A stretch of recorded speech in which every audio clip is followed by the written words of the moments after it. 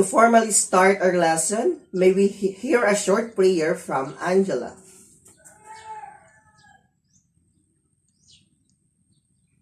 Good morning, class. Before sitting down, can you fix your chair and arrange yourself and pick up the scattered papers or candy wrappers around you? Are you done, class? Okay, you may be seated. Attendance officer, is everybody present? Very good. Maintain your perfect attendance, class. Before we dive into a new ocean of information, let us first have a review regarding our previous lesson. What is our last topic, class? Yes, Kay? Very good. Our last topic is all about writing and resume, which is connected to our topic for today. But before that, let's have first an warm-up activity. For your warm-up activity, the direction is, you will be given an envelope with cutouts in them. Find out what is as a whole after putting the cutouts together correctly. Paste it on the yellow paper given. You are given 3 minutes to group. The group finished first will be declared as the winner and will be given 10 points. If you're done, just clap 3 times and shout hooray. Do it quietly and don't forget to work as a group. Your time is start now. Since group 6 do it first, they will be given 10 points. However, the other groups will be given 5 points.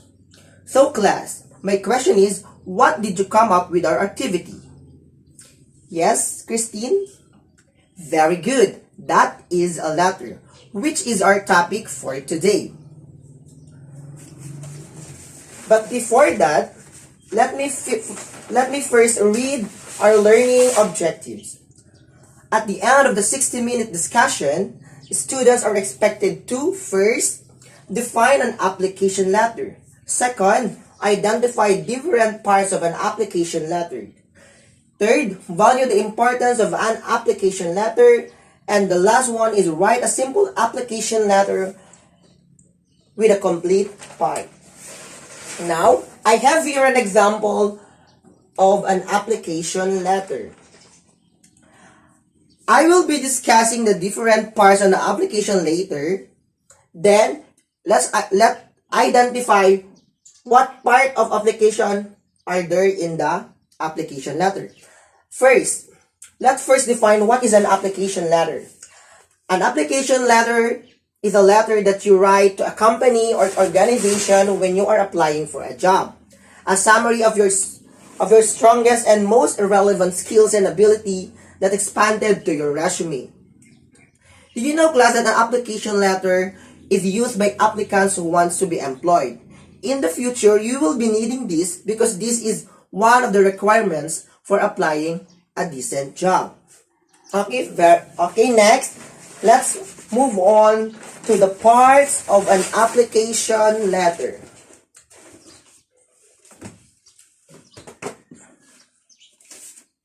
The first part is the heading.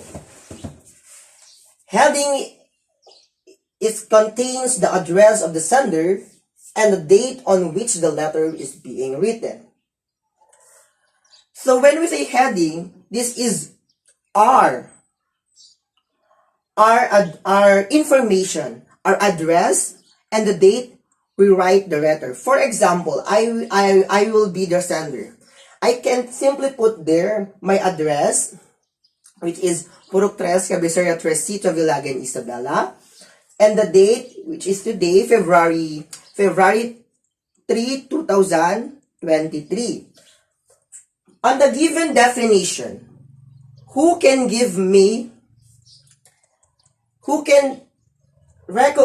identify where is the heading in this letter? Yes? Yes, Miss Bumagat?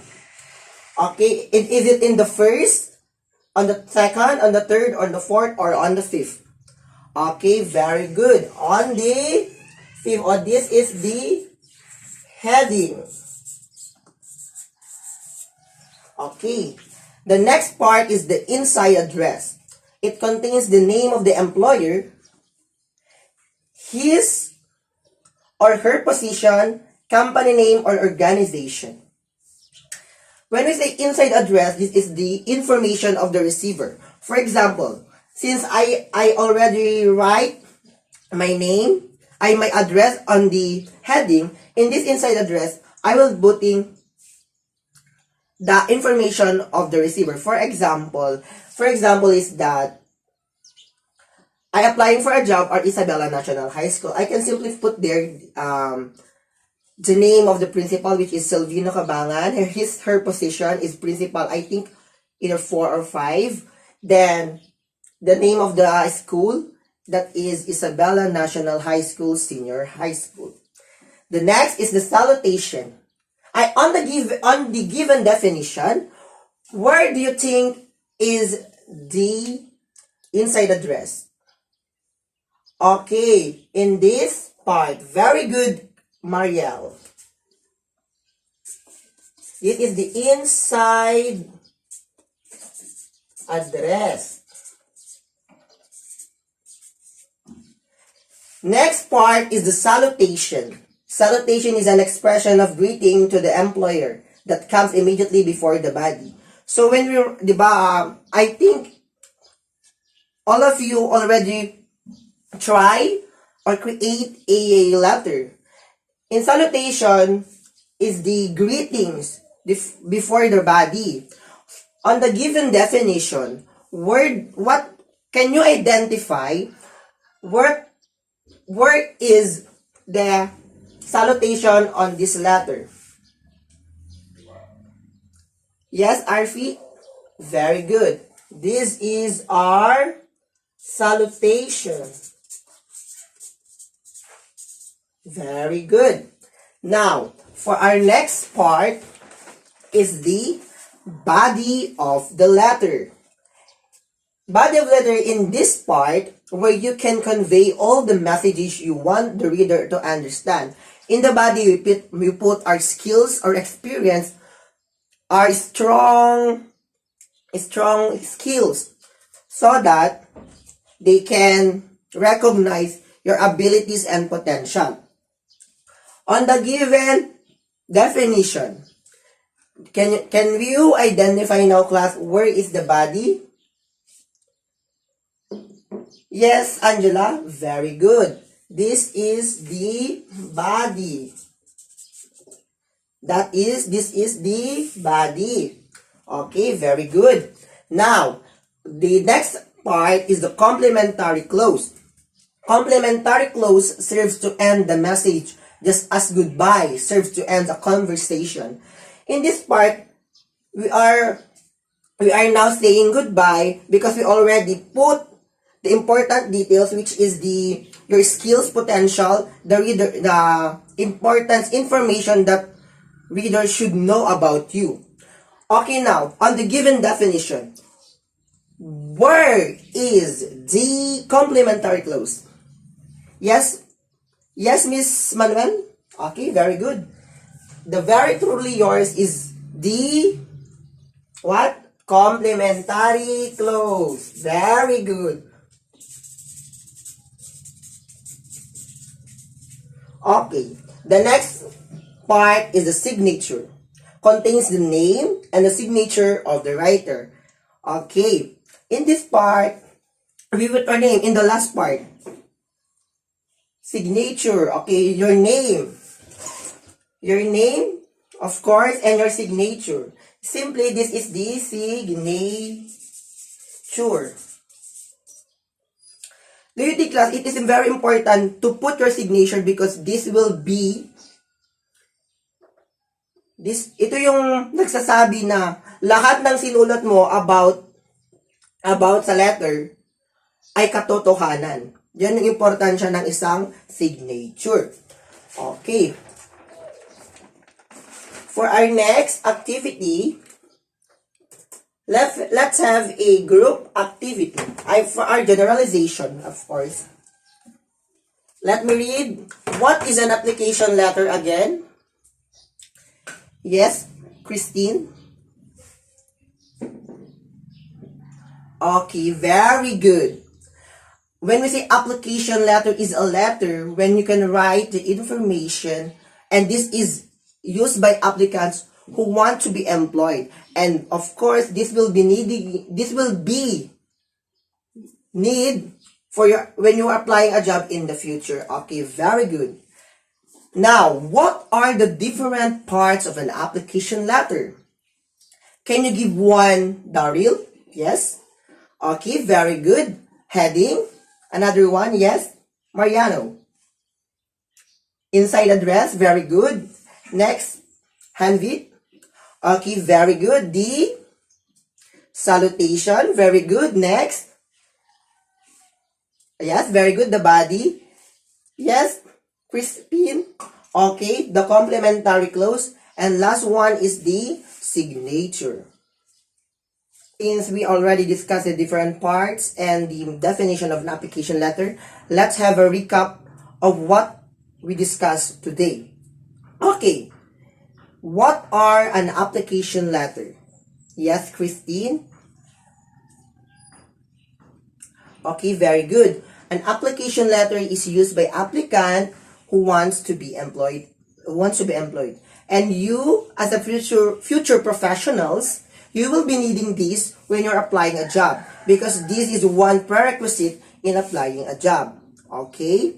So keep striving and study hard because in the future, you will be professionals. Now, my next question is that, can you give me or can you enumerate me the 6 parts of an application letter? Yes, bumagat. Okay, the heading. Next. Okay, very good. The inside address. Salutation, very good. Body, very good. Complementary clause is very good. And last is signature. Very good, Miss Bumagat. Amazing. You really possesses a great mind, class. Now, for your activity, kindly read the following instruction, and I will be presenting the instruction here.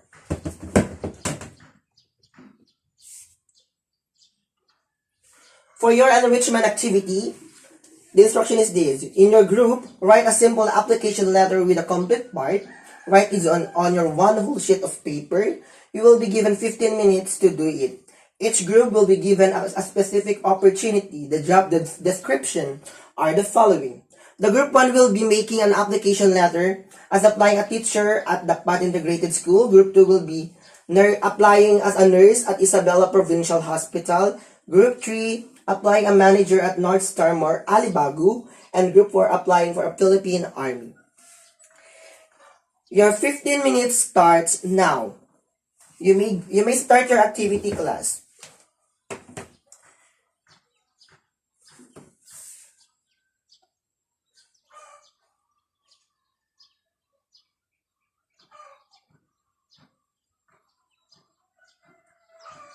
Okay, in this activity also, you will be evaluate your output and the output of the other groups, and you will be able using the same criteria. With the criteria I presented to you is this. I present you the criteria. You will be graded content of 50 points, organization of ideas 30 points, grammar 20 points, a total of 100 points. That will be your activity for today. You may start now, class.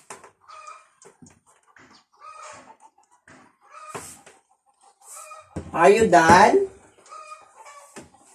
Okay. Since we all are okay, Christine, can you collect the papers of the other group? Put on my table. Thank you very much, dear.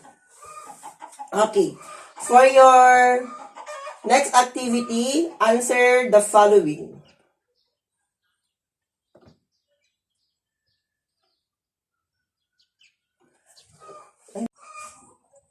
Okay?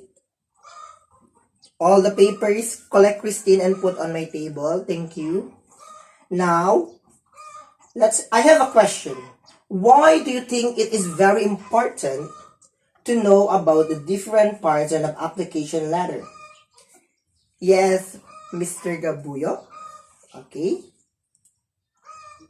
Okay, that's right. The primary purpose of an application letter is to attain a job. Attain a decent job. If that's so, why it is important to have a decent job?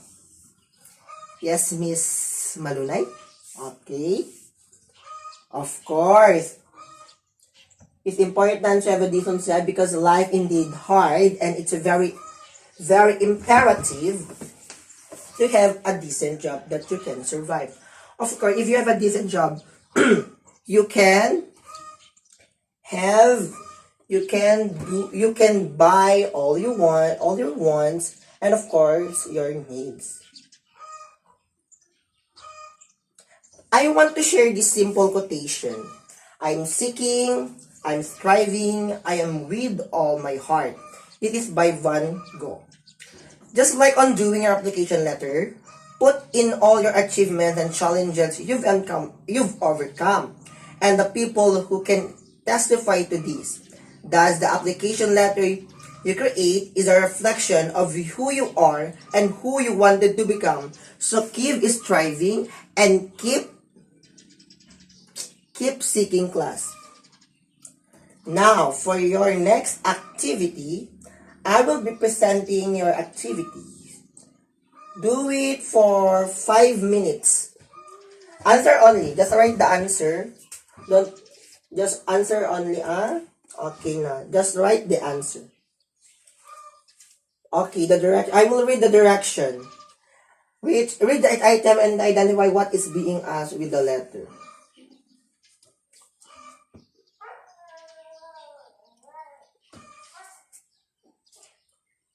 Are you done, class?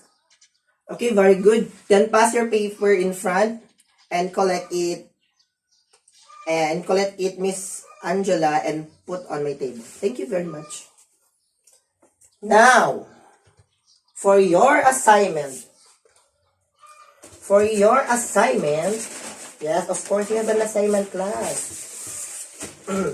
Search for a job openings in the newspaper or in the television or in the internet. Write an application letter on a job of your choice. Exchange application letter with your classmate for correction in style and grammar. Is everybody clear now, class? Then, if everybody clear now, okay, since everybody's clear now, okay, so that's all for today. Goodbye, class, and God bless. Goodbye.